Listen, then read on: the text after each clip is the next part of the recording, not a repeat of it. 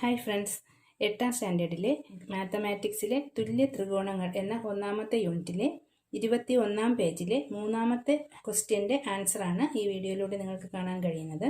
ചോദ്യം ഇതാണ്: ചിത്രത്തിൽ ABCD എന്ന പഞ്ചഭുജത്തിൻ്റെ വശങ്ങൾ തുല്യമാണ്, കോണുകളും തുല്യമാണ്. AB, AE എന്നീ വശങ്ങൾ നീട്ടിയതും CD എന്ന വശം നീട്ടിയതും PQ എന്നീ ബിന്ദുക്കളിൽ കൂട്ടിമുട്ടുന്നു. ഒന്നാമത്തെ സബ് ക്വസ്റ്റ്യൻ: ത്രികോണം BPCയുടെ വശങ്ങൾ ത്രികോണം EQDയുടെ വശങ്ങൾക്ക് തുല്യമാണോ? എന്തുകൊണ്ട്? രണ്ടാമത്തെ ചോദ്യം: ത്രികോണം APQയുടെ APAQ എന്നീ വശങ്ങൾ തുല്യമാണോ? എന്തുകൊണ്ട്?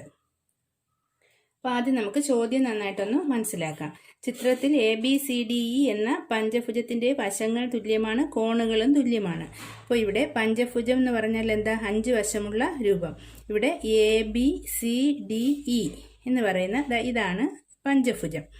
ഈ പഞ്ചഭുജത്തിൻ്റെ എല്ലാ വശങ്ങളും ഏതൊക്കെയാണ്? പഞ്ചഭുജത്തിൻ്റെ വശങ്ങൾ പറയാമോ? AB, BC, CD, DE, AE ഈ 5 വശങ്ങളും തുല്യമാണെന്ന് പറഞ്ഞിട്ടുണ്ട്. പിന്നെന്താ പറഞ്ഞേക്കുന്നത്? കോണുകളും തുല്യമാണ്. അപ്പോൾ ഏതൊക്കെ കോണുകളാണ് തുല്യം? ഈ കോണും ഈ കോണും ഇങ്ങനെ ഈ 5 കോണുകൾ തുല്യമാണ്. ഓക്കെ, അപ്പോൾ ഈ പറഞ്ഞ കാര്യം മനസ്സിലായല്ലോ. ഇതൊരു പഞ്ചഭുജമാണ് ABCDE. അതിൻ്റെ 5 വശങ്ങളും 5 കോണുകളും തുല്യമാണ്. പിന്നെന്താ പറഞ്ഞേക്കുന്നത്? ABAE എന്നീ വശങ്ങൾ നീട്ടിയതും CD എന്ന വശം നീട്ടിയതും PQ എന്നീ ബിന്ദുക്കളിൽ കൂട്ടിമുട്ടുന്നു. ABAE ഏതൊക്കെയാ വശങ്ങൾ? AB എന്ന് പറയുന്ന പഞ്ചഭുജത്തിൻ്റെ വശം ഇതാണ്. പിന്നെ AE എന്ന് പറയുന്ന വശം ഇതാണ്. ഈ 2 വശങ്ങളും നീട്ടിയിട്ടുണ്ട്. AB ഇങ്ങോട്ട് നീട്ടിയിട്ടുണ്ട്, AE ഇങ്ങോട്ട് നീട്ടിയിട്ടുണ്ട് അല്ലേ? പിന്നെ ഏതാ? CD എന്ന വശം, അതായത് ഈ വശം 2 വശത്തേക്ക് നീട്ടിയിട്ടുണ്ട്. ഓക്കെ, അപ്പോൾ AB എന്ന വശം ഇങ്ങോട്ട് നീട്ടി, AE എന്ന വശം ഇങ്ങോട്ട് നീട്ടി, CD എന്ന വശം 2 വശത്തേക്കും നീട്ടിയിട്ടുണ്ട്. അപ്പോൾ അത് AE എന്ന വശം നീട്ടിയതും CD എന്ന വശം വലതുവശത്തേക്ക് നീട്ടിയതും കൂടെ Q എന്ന ബിന്ദുവിൽ കൂട്ടിമുട്ടുന്നു. പിന്നെ AB എന്ന വശം നീട്ടിയതും CD എന്ന വശം ഇടതുവശത്തേക്ക് നീട്ടിയതും കൂടി P എന്ന ബിന്ദുവിലും കൂട്ടിമുട്ടുന്നു. അപ്പോൾ Pയും Qവും മനസ്സിലായല്ലോ എങ്ങനെ കിട്ടിയതാണെന്ന്. ഇനി നമുക്ക് ഒന്നാമത്തെ ചോദ്യം നോക്കാം. ത്രികോണം BPCയുടെ വശങ്ങൾ ത്രികോണം EQDയുടെ വശങ്ങൾക്ക് തുല്യമാണോ? എന്തുകൊണ്ട്? ത്രികോണം BPC ഏതാ ത്രികോണം? BPC, അതായത് ഈ ത്രികോണം BPCയുടെ വശങ്ങൾ ത്രികോണം EQDയുടെ വശങ്ങൾക്ക് തുല്യമാണോ? എന്തുകൊണ്ട്? EQD എന്ന് പറയുന്ന ത്രികോണം കണ്ടോ? EQD, അതായത് ഈ ത്രികോണം അല്ലേ? ഈ ത്രികോണവും ഈ 2 ത്രികോണങ്ങളാണ് ഇവിടെ പറയുന്നത്. അപ്പോൾ ഇതിൻ്റെ വശങ്ങളും ഇതിൻ്റെ വശങ്ങളും തുല്യമാണോ എന്നാണ് ചോദിച്ചിരിക്കുന്നത്. അപ്പോൾ നമ്മൾ ത്രികോണത്തിൻ്റെ തുല്യത സംബന്ധിച്ച 3 ആശയങ്ങൾ പഠിച്ചു അല്ലേ? അതിലേതെങ്കിലും ഒരെണ്ണം ഇവിടെ ശരിയായാൽ 2 ത്രികോണങ്ങൾ നമുക്ക് തുല്യമാണെന്ന് പറയാം. അപ്പോൾ നമുക്കിവിടെ നോക്കാം. ഇതിൽ പഞ്ചഭുജത്തിൻ്റെ 5 കോണുകളും തുല്യമാണെന്ന് പറയുന്നുണ്ടല്ലേ? അപ്പോൾ നമുക്ക് ഈ ത്രികോണം BPCയുടെ ഈ കാണുന്ന കോൺ, അതായത് കോൺ B എന്ന് പറയുന്ന കോൺ എത്രയായിരിക്കും? 180-ൽ നിന്ന് ഈ അകത്തുള്ള കോൺ കുറച്ചതായിരിക്കും. കാരണം ഇതൊരു രേഖീയ ജോഡിയാണ് അല്ലേ? ഇതൊരു വരയാണ്. വരയിലുണ്ടാകുന്ന 2 കോണുകൾ നമ്മൾ പഠിച്ചു 7ാം ക്ലാസ്സിലും 6ാം ക്ലാസ്സിലും ഒക്കെ. അപ്പോൾ ഇത് രണ്ടും കൂടി കൂട്ടുമ്പോൾ 180 വരണം. അപ്പോൾ ഈ കോൺ എത്രയാണോ ഇത് നമുക്ക് അറിഞ്ഞൂടാ, എത്രയെന്ന് പറഞ്ഞിട്ടില്ല അല്ലേ? പക്ഷെ നമുക്ക് പഠിക്കാനുണ്ട്. കുറച്ചുകൂടെ കഴിയുമ്പോൾ പഞ്ചഭുജത്തിലെ കോണുകളുടെ അളവൊക്കെ പഠിക്കാനുണ്ട്.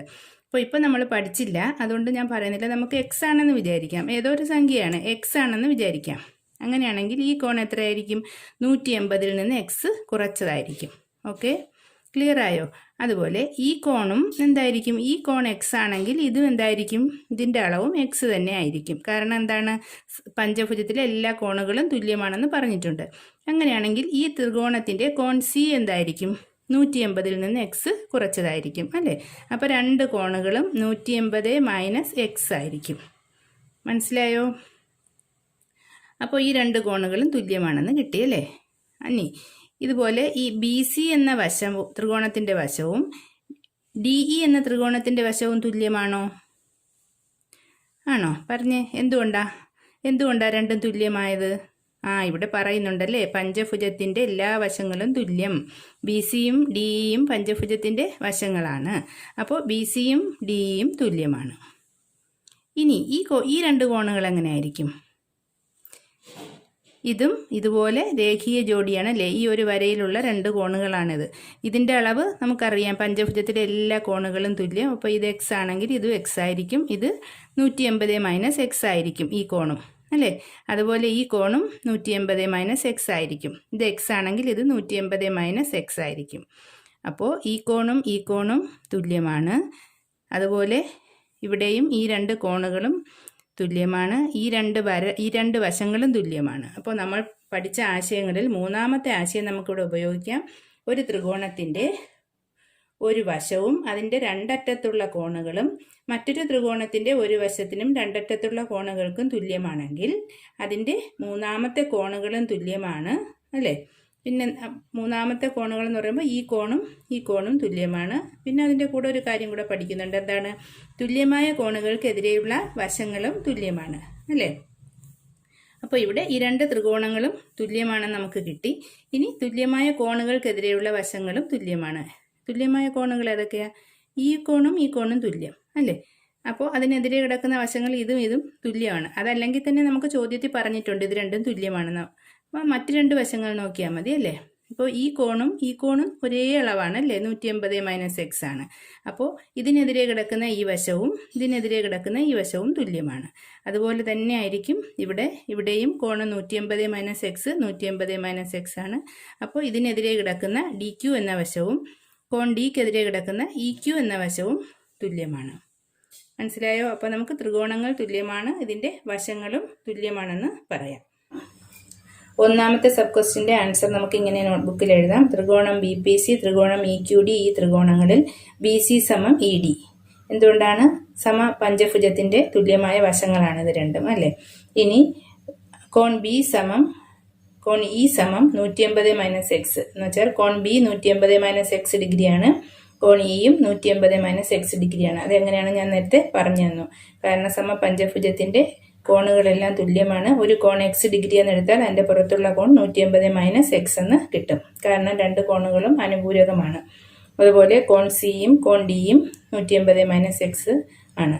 അപ്പോൾ ഈ രണ്ട് ത്രികോണങ്ങളിലും ഒരു വശവും അതിൻ്റെ രണ്ടറ്റത്തുള്ള കോണുകളും രണ്ട് ത്രികോണങ്ങളിലും ഒരുപോലെയാണ്. അതുകൊണ്ട് രണ്ട് ത്രികോണങ്ങളും തുല്യമാണ്. മൂന്നാമത്തെ കോണുകളും തുല്യമാവും. അപ്പോൾ കോൺ പി സമം കോൺ ക്യൂ ആണ്. തുല്യമായ കോണുകൾക്കെതിരെയുള്ള വശങ്ങളും തുല്യമാണ്. അതായത് IE എന്ന് എഴുതി കോമയിട്ടാൽ അതായതെന്ന് വായിക്കും. അതായത് ത്രികോണം ബി പി സിയുടെ വശങ്ങൾ ത്രികോണം ഇ ക്യു ഡിയുടെ വശങ്ങൾക്ക് തുല്യമാണെന്ന് പറയാം. ഇതാണ് ഒന്നാമത്തെ ആൻസർ. ഇനി രണ്ടാമത്തെ ചോദ്യം, ത്രികോണം എ പി ക്യൂയുടെ എ പി എ ക്യു എന്നീ വശങ്ങൾ തുല്യമാണോ? എന്തുകൊണ്ട്? ഇവിടെ എ പി എ ക്യു ഈ വലിയ ത്രികോണമാണ്. ത്രികോണം എ പി ക്യൂവിൻ്റെ എ പി എന്ന വശവും എ ക്യു എന്ന വശവും തുല്യമാണോ? എന്തുകൊണ്ട് എന്നാണ് ചോദിച്ചിരിക്കുന്നത്. ഇവിടെ നമുക്ക് എ പി എങ്ങനെ എഴുതാം? എ പിയുടെ നീളം നമുക്കൊന്ന് എഴുതി കൊടുക്കാം. എഴുതി നോക്കാം. എ പി ഈക്വൽ ടു എന്താ എഴുതാം? A B plus B P എന്ന് എഴുതാം അല്ലേ? A B plus B P എന്ന് എഴുതാം. ഇനി എ ബിയും എ ഇയും തുല്യമല്ലേ? നമുക്ക് ക്വസ്റ്റ്യനിൽ പറഞ്ഞിട്ടുണ്ട് പഞ്ചഭുജത്തിൻ്റെ എല്ലാ വശങ്ങളും തുല്യം. അപ്പോൾ നമുക്ക് എ ബിക്ക് പകരം എ ഇ എന്ന് എഴുതി കൊടുക്കാം. എ ഇ എന്ന് എഴുതി പ്ലസ് ബി പിക്ക് പകരം ഈ ബി പിയും ഇ ക്യൂവും തുല്യമല്ലേ? നമ്മളിപ്പോൾ പറഞ്ഞു തുല്യമായ കോണുകൾക്കെതിരെയുള്ള വശങ്ങളാണ് അല്ലേ? അപ്പോൾ ബി പിയും ഇ ക്യൂവും തുല്യമാണ്. ബി പിക്ക് പകരം നമുക്ക് ഇ ക്യൂ എന്ന് എഴുതി കൊടുക്കാം. അപ്പോൾ എന്തായി? A E plus E Q. A E plus E Q എന്ന് വെച്ചാൽ എന്താ? എ ക്യൂ ആണ്. അപ്പോൾ നമുക്ക് എ ക്യൂ എന്ന് എഴുതാം. അപ്പോൾ എ പി സമം എ ക്യൂ എന്ന് കിട്ടി. മനസ്സിലായോ? അപ്പോൾ രണ്ടാമത്തെ സബ് ക്വസ്റ്റിൻ്റെ ആൻസറായി ഇത്ര മാത്രം നോട്ട്ബുക്കിലേക്ക് എഴുതിയാൽ മതി. അപ്പോൾ ഈ വീഡിയോ ഇഷ്ടമായെങ്കിൽ ലൈക്ക് ചെയ്യാൻ മറക്കരുത്. അതുപോലെ ഈ ചാനൽ സബ്സ്ക്രൈബ് ചെയ്യാത്തവരുണ്ടെങ്കിൽ സബ്സ്ക്രൈബ് ചെയ്തേക്കണം. അപ്പോൾ അടുത്ത ക്വസ്റ്റ്യൻ്റെ ആൻസർ അടുത്ത വീഡിയോയിൽ അപ്ലോഡ് ചെയ്യുന്നതാണ്. അപ്പോൾ ഇനി ഞാൻ അപ്ലോഡ് ചെയ്യുന്ന വീഡിയോയുടെ അറിയിപ്പുകൾ അപ്പോൾ തന്നെ നിങ്ങൾക്ക് ലഭിക്കാനായി സബ്സ്ക്രൈബ് ചെയ്തതിന് ശേഷം തൊട്ടടുത്ത് കാണുന്ന ബെല്ലൈക്കൺ അമർത്തി അതിൽ ഓൾ എന്ന ഓപ്ഷനും കൂടി സെലക്ട് ചെയ്യുക.